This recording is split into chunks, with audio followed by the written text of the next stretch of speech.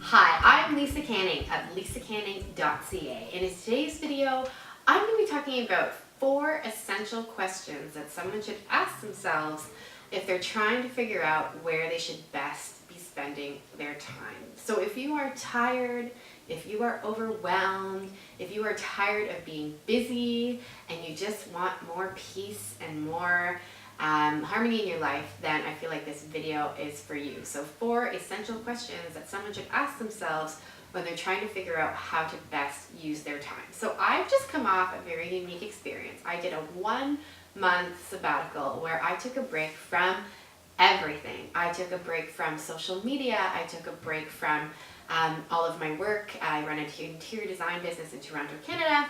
And the results were truly quite interesting. And if you go to my blog, lisacanning.ca, you can read more about it. But the biggest thing was that I came out with clarity on that I need to be less busy and that I need to be more focused and be spending my time in very specific areas as opposed to lots and lots of areas. So if you're feeling those similar struggles, here's some questions that I really hope will help you. The first question to ask yourself if you're trying to figure out how you can be best using your time is, what kind of legacy do you want to leave on the world? I got this question from a book called Living Forward by Michael Hyatt and Daniel Harkavy. I highly recommend it. And one of the exercises they get you to do is to write your own obituary. Now, it might sound a little bit morbid or whatnot, but it's a pretty incredible exercise, and it was so revelatory for me. In terms of what kind of legacy I want to leave. How do I want to be remembered? If my children Google me, what will they find?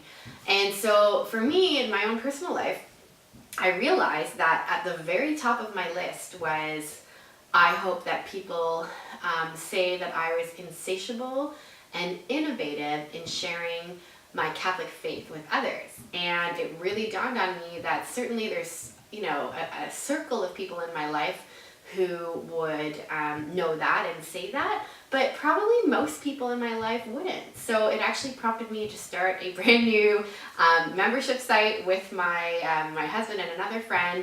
And I know I just talked about being less busy, and I've started a new initiative, but I want to acknowledge that. But it really the whole exercise of what kind of legacy do you want to leave on the world really forced me to look at, okay, like, how am I spending my time? And so I have since allocated my time and resources and energy so I can give some time to this new membership site called You Evangelize that I hope will help people share their Catholic faith in better ways. So that's the first question.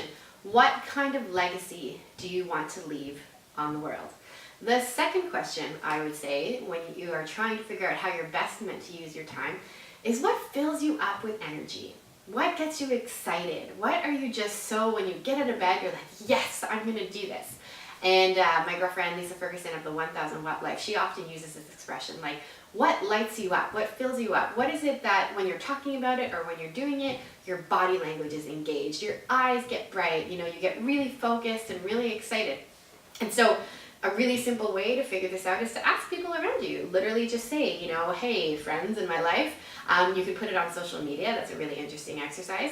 And just say, what is it that you think that, really fills me up with joy? And when you see me doing it, I'm just so awesome at it. So that's the second question, is what really fills you up and gets you excited. The third question I think people should ask themselves is, what can only I uniquely do that no one else can do? So I'm a mother of 5 small children, ages 7 and under. And, it's a very busy life having that many children. I also run an interior design business. And so for me to have balance, because I realized very acutely that my children really need and deserve my time. I used to be able to juggle, meaning I would bring the kids to work things with me, or I would, do work while my small children were on the ground around me. But something about 5 kids, I don't know what, I don't know if it's the ages my kids are at now or whatnot. I have kids in school, I have kids at home. It's a very active life than when my kids were just small and at home. So something about my new phase in life with 5 kids really forced me to look at again, what is it that I can uniquely do? And I uniquely can be their mom. No one else can be their mom. So it forced me to look at, okay, all the time that I'm spending away from my children working, what in those elements can I delegate? Can I delete? Can I, automate in some kind of way? So to give you a practical example, in my own business, in my interior design business, I used to do all of my own styling, which means like the pillows and the accessories and whatnot.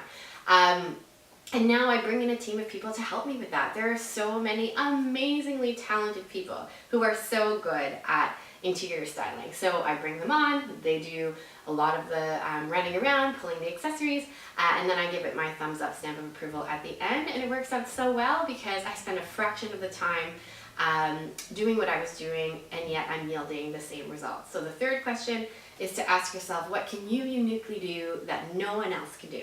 And the fourth question, finally, that I would say is super important is, what are you terrible at? Literally, what are you terrible at? And a really great tool that helped me to understand this is a tool called StrengthsFinder. So I've written lots on my blog about StrengthsFinder, and it's an assessment tool which out of 34 unique traits ranks your top 5. But what's interesting, if you pay a little bit extra, you get your full list of your 34 strengths, and you can see your bottom 5. And basically, you should never live there. So it's a very difficult this is a very difficult exercise to do, to be honest, because I think sometimes, especially as entrepreneurs, you can sometimes be thinking like, oh, I could just save money or save time if I do it myself. But really, at the end of the day, that never happens. It will always take 500 times longer than than you thought it was going to take you. It is always going to cost you more in a lot of trade-offs than it would have cost you in the beginning. So even though it might seem like, oh, I'll save money or I'll save time by doing it myself, I really really strongly believe that that's something to be very careful about. And so when you're asking yourself, how am I best supposed to be using my time to, share my gifts with the world, this fourth question, what am I terrible at, is really a really great thing to try to just eliminate in your life if you can, or delegate it or automate it. So that's really important. So again, my 4 questions that I think will really help clarify things if you're trying to figure out, how you're best supposed to be spending your time, whether it's I'm working full-time outside the house, or I'm working full-time inside the house raising small kids, or I'm doing a hybrid of the both, I'm running a business from home, whatever it is. First question is, what kind of legacy do you want to leave on the world? Second question is, what fills you up with energy? What gets you excited? What are you great at?